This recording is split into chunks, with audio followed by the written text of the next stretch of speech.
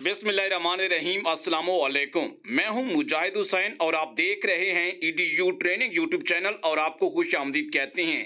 Viewers, आपको बताएंगे कि मरियम नवाज ने आज खिताब में कहा है कि जिनकी तनख्वाह या आमदन 60,000 पैसे कम है उनको हम इमदाद देंगे। इसी के साथ सोलर प्लेट्स के लिए मैसेज का जो तरीकाकार है वो भी आपको मुख्तसरन इस वीडियो में बताएंगे। 1 मिनट कुछ सेकंड का वीडियो है, इसे मुकम्मल तौर पर जरूर देख लीजिएगा। उन्होंने कहा है कि जिनकी आमदन पंजाब भर में 60,000 पैसे महाना कम तनख्वाह है, कम आमदन है, उनको हम इमदाद देंगे। चाहे वो सोलर प्लेट्स में देंगे, ट्रैक्टर स्कीम में देंगे, किसान कार्ड में देंगे, या फिर आपको डायरेक्ट जो है जैसे बेनजीर इनकम सपोर्ट प्रोग्राम के, इसास का फल प्रोग्राम के पैसे मिलते हैं, उसी तरह ये आपको पैसे देंगे।